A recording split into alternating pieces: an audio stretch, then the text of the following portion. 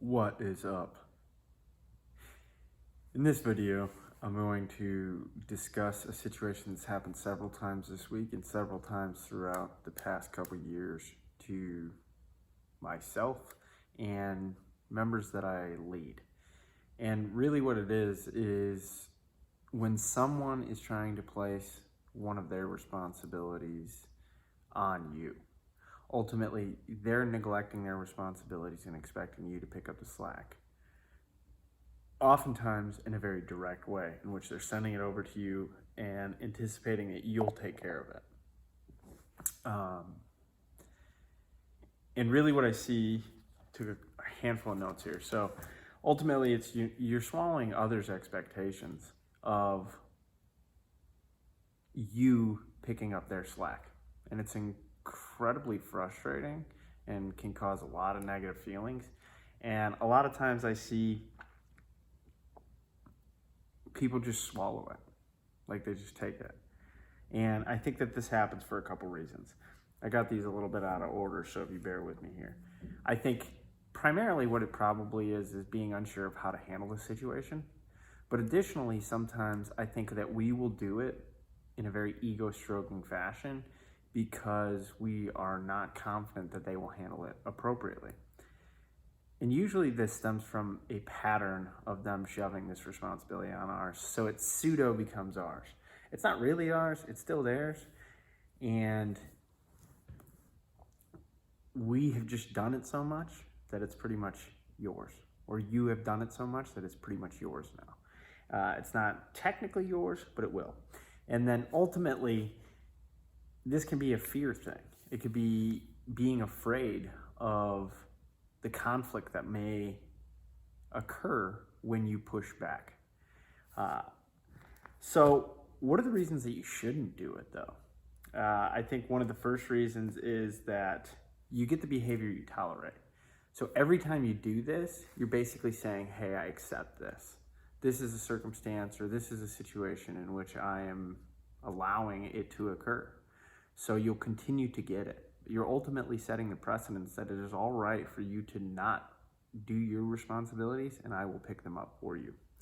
And this can happen peer-to-peer, or oftentimes when I was a new leader, this happened a lot, in which I left an individual contributor role or got into the manager or leader role and was just picking up the slack in things that were their responsibility. This is a conversation that came up this week and a point that I made to one of the new members of our team. She used the word delegate, and I really kind of argued with that and said that you're not delegating it, you're enabling them to do what they are responsible for. So this isn't like your responsibility in which you were passing it down or delegating it down. It's their responsibility. It's never been a part of your job. So you shouldn't be doing it. And therefore, when you request that they do it and set expectations that they do it, you're enabling them. On the flip side, a lot of times what we do, and I think it's an ego-stroking maneuver again, is that we will do it. Like, we'll be the hero, right? And what this does, however, is this keeps the training wheels on those members. And they are never actually put into an opportunity to grow. They are never actually facing the challenge because you're just handling it for them. And this could be a colleague or it could be a member of your team. Like I said, I think it's very prevalent in both of those situations. Ultimately, another reason why you shouldn't do this, or another reason you shouldn't do this, is that it detracts from your own responsibilities.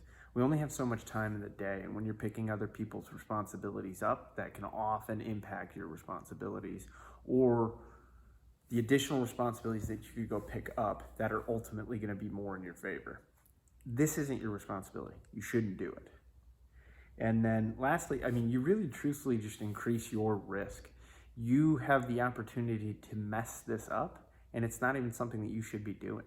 So ultimately, if I have a member that does that, it's kind of an adder on the conversation that we're going to have. Like, not only were you not supposed to be doing it, but you did it wrong. Or not only did you do it wrong, but you weren't supposed to be doing it. That's worse. Like, making a mistake is one thing, but making a mistake on something that you never should have been involved in, that's a poor choice. It's not only a poor decision, likely, or poor execution, likely, it is also the poor choice of actually being involved in it. So there's a couple reasons why you shouldn't do it.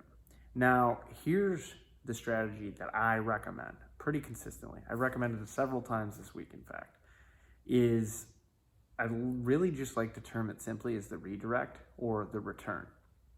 And what it is when you receive a request to fill in and cover this responsibility, you kind of just ask it back. So I've assigned a task to someone, and ultimately I find out that they go to kind of push that task onto someone else. She is frustrated. She reaches out to me. We have a conversation. I tell her this. Ask back, what do you think needs to be done? What do you think the expectations are?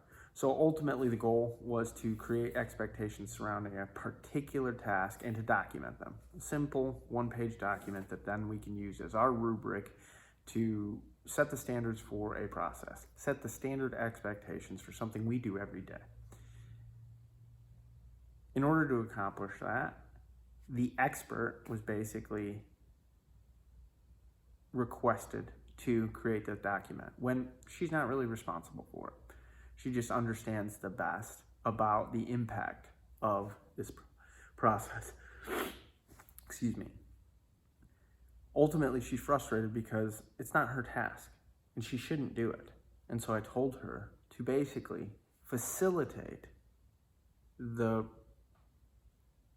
person requesting her to do it, facilitate his completion of the task. Don't do it for him. Don't create anything. Don't even provide the answers. Create a gap that he has to fill so he's actually doing the task. Additionally, I flipped this around. I had another example as well in which a newer member who had never really done and taken ownership of his responsibility, because it was never really relinquished by the existing member, by the older member, the more experienced member, needed to do a task. And this person was, the more tenured person was frustrated by this, that it's his responsibility and he never does it. Well, you've enabled this the entire time. And he said, well, I'd rather do it because I get to make sure it is done right. So you also never want to lead a team. Because if you can't solve this problem today without any direct reports and without any team members that really require your support and leadership, then you won't do it then when the challenge gets harder. Right now is the easiest time. Your peers. This is the time to actually push back and have that conversation. And again, this is ultimately a redirect.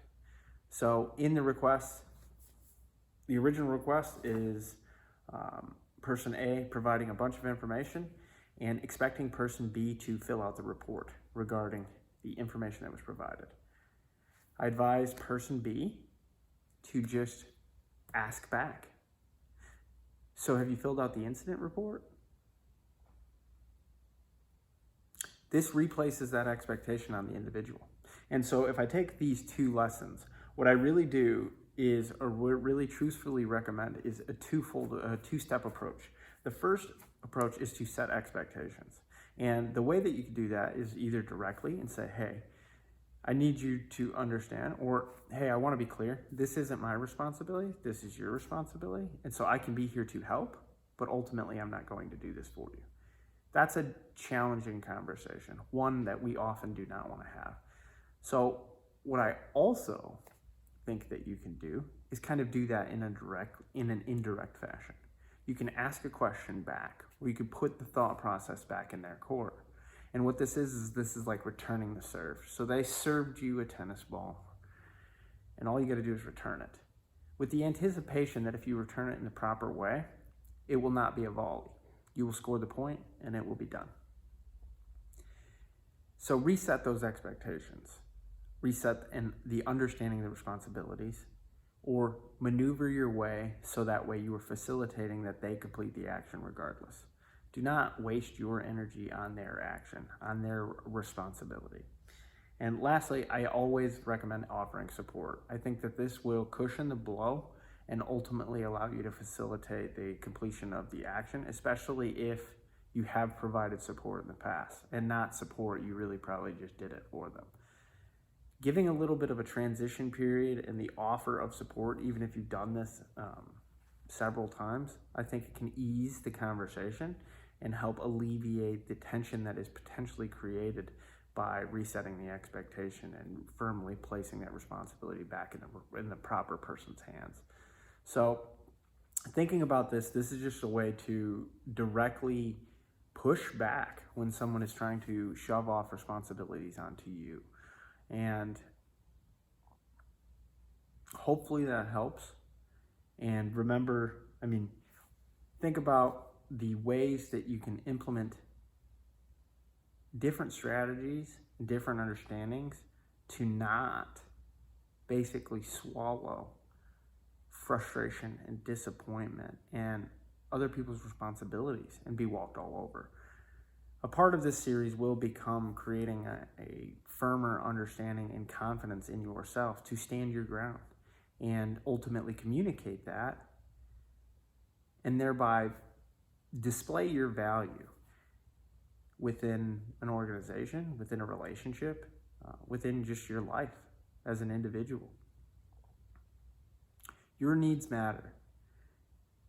Your time and energy matters. Your value that you bring matters. And it should not be given away freely, and it should not be assumed or taken advantage of. I think by improving your communication, you can convey this information to other people in a very confident fashion that helps you establish yourself firmly and ultimately sets a new precedent for the way that people need to behave with you and around you. That may sound forceful, recovering people pleaser here. Ultimately, it's just taking the space that you actually deserve in the world. You have a space. It's yours. A lot of times we'll shrink that space up and try to please others. So this is about establishing that space and your ownership of it. And as I talk about different things, we'll also talk about making sure that other people have their space, that we can help facilitate that. So that way we can convey respect and trust and then create a good pathway for dialogue. But that's for another time. So remember, you can't lose if you don't quit.